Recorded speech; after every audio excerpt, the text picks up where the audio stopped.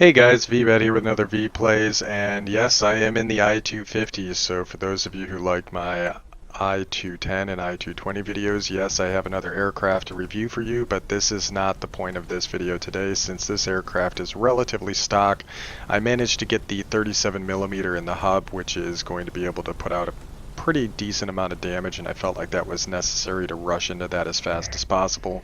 But what this video is actually about is going to be about teamwork and random gameplay. So we have another player on our team. He's in an IL-20, a ground attacker, and I'm going to communicate to him what my intentions are for the battle, and working together we're going to be able to dominate this match. And this is one of those things that I advocate for a lot of people out there is random players. There's not too many of us in this community right now. It seems like the game is kind of hurting for overall population density, so as a result, find those few players you're in a battle with, talk to them, maybe make friends, that way you can flight up. Always playing in pairs is a really great advantage, that way you guys can communicate and work together, and that's going to be a great way to be able to make some friends and enjoy this game a little bit more, because playing solo can be tiring at times, and sometimes you will start to lose interest in the game as a result of going up against other flights. So hopefully you guys are able to take advantage of that opportunity and really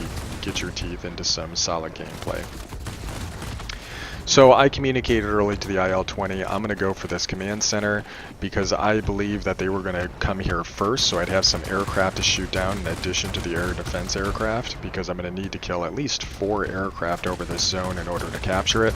We killed their player in the P-51H. Their IL-20 is inbound in our position as well, but we managed to capture the zone because my allies were able to take out that other air defense fighter. Now I have an issue. I have an IL-20 sitting below me and I have an RB-17 up above me, but my health is low.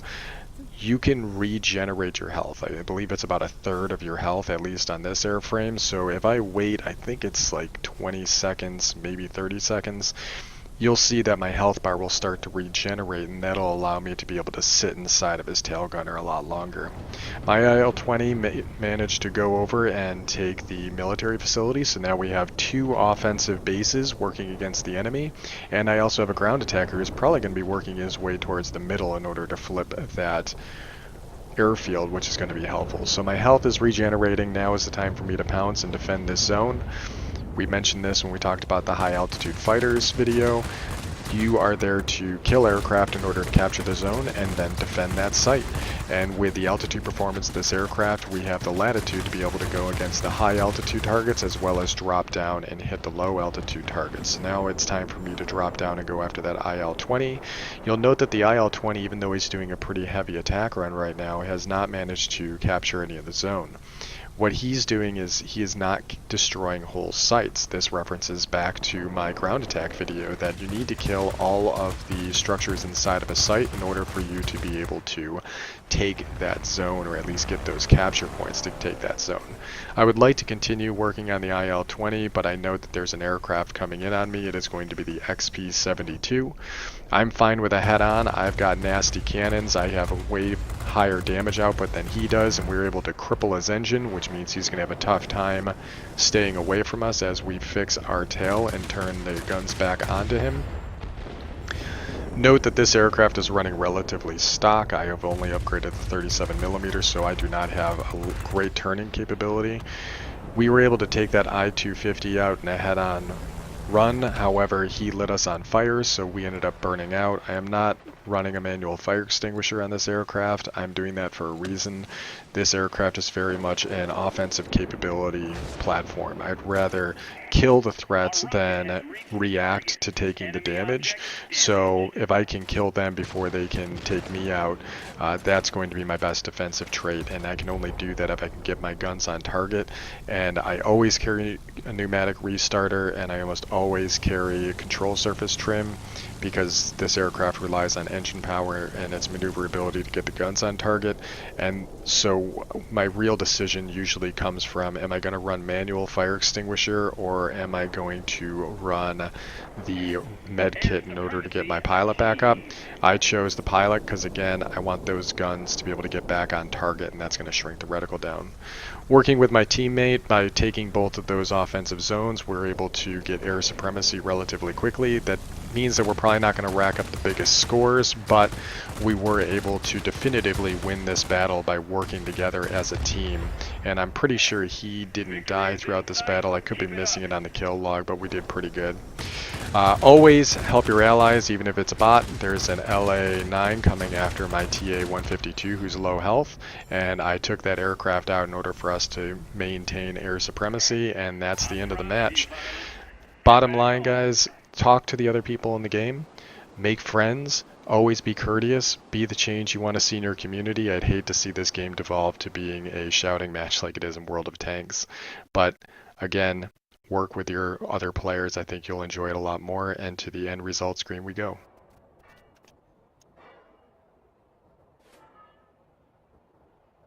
Alright, so this video is more to highlight the capability of working with a team with even random players. We kind of divided up the entirety of the map.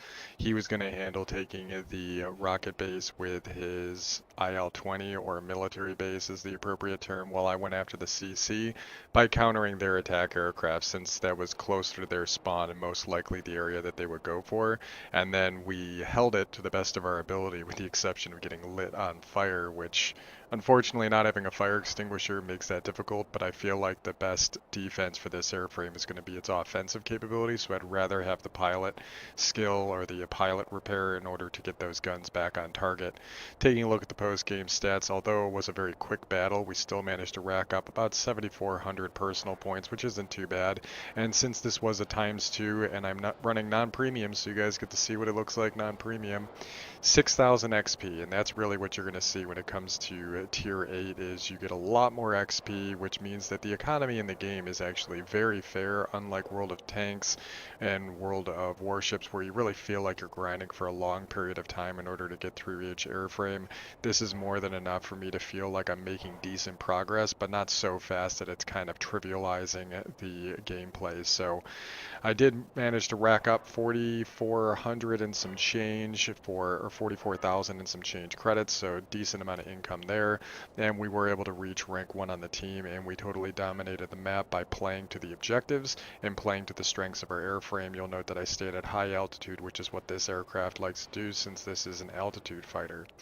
This aircraft is running relatively stock as well, which kind of goes back to what I was stating with my high altitude fighters video, in that playing to your role will usually augment some of the weaknesses of the airframe. So we don't have the 23 millimeters for this, 23 millimeter cannons for this gun. We don't have the airframe upgrade, which actually reduces your turn time by almost a whole second. Now it's probably like an 11.2 that reduces down to like a 10.8, but neither here nor there. The fact is you become a little bit more maneuverable, which means it would be even easier to get those guns on target, but we didn't have that. We still managed to be able to turn the tables on the enemy, and the engine upgrades, so we are lacking in our potential overall speed, which is another strength of this airframe. So we definitely were at a deficiency there, but again, we're able to overcome those deficiencies by playing to the strengths of the airframe and using it in the proper way,